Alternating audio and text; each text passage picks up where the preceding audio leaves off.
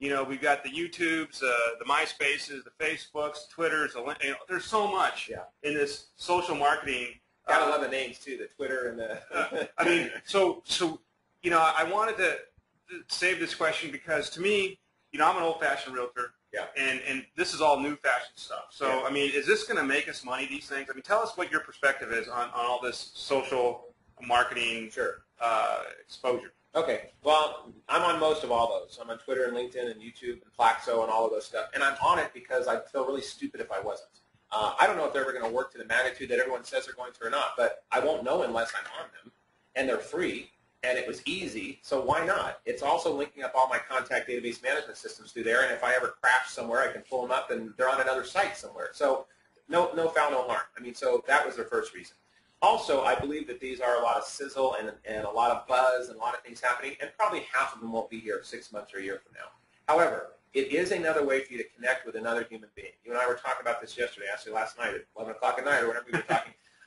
That I believe human beings and spiritual beings are always yearning for connection. They're learning to reach out and connect with a group of people, an individual. And so what's happening in our daily lives right now is we are such fast-paced people. We're eating in our cars, we're on our computers late at night, we're in between missing kids' games and back and forth. And the social networking environment is a way that people have a way to connect online. And it's easy and it's cost-effective, and at least they feel like they're part of something. So that phenomenon I don't think is going to go away. And so if that phenomenon can be used for you to link your name, your face, your brand, your websites, your community information, statistics, and data to people who are viewing these sites, and they then connect back to your database, and you can convert them into buyers and sellers, I do think they have some substance.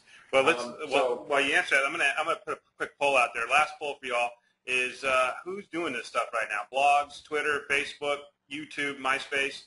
Go ahead and answer that. Now, my second part of this first last question was time. Yeah. How do you fit in the time to do all this if you're a busy, successful, professional real estate agent? Well, that's a great question, and my answer to that is it's not unlike when I bring new agents in or if I have agents that are in limbo. A lot of times people are getting ready to get ready to get ready. They have to get their logo just right. They have to get their color design just right. They don't want to do open houses because they don't have their flyers just right, and it becomes a procrastination in limbo situation. Or it's like if people are hanging around at the water cooler or the coffee machine at the office and they're talking more than they are doing deals. Social networking can be that online. You can be at a computer and act like you're working diligently, and you're really just wasting time. My recommendation is you probably are like 3 days a week for an hour a day on those, updating your sites, checking your information, making sure you're connected. But this can become very addictive. It can become very addictive to reaching out, and sometimes not a healthy addiction.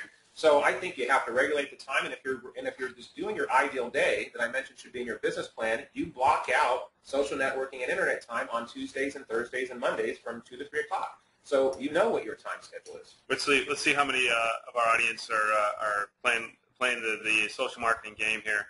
I'm going to share the results with everyone. Let's see. We've got blogs at 72%. Wow. 34% are doing Twitter. You could follow One Park Place at One Park Place. Let's see if you haven't already done that. My 34% here. You go to Twitter's One Park Place. Facebook, 69%. 28% using YouTube, which is pretty cool because actually videos are very important and powerful. That I see a lot of value in. I like YouTube a lot. And then MySpace, 21%, which I'm a little suspect of the MySpace for today's home buying clientele, but we'll see what happens with that. So this is really exciting. And my only commercial that I'll say here today is that if you guys anybody wants to know more about this stuff or wants to look at an evaluation of their business, emarketing.oneparkplace.com is our website address. emarketing.oneparkplace.com is a place where you can actually go to and fill out the form or just give us a ring.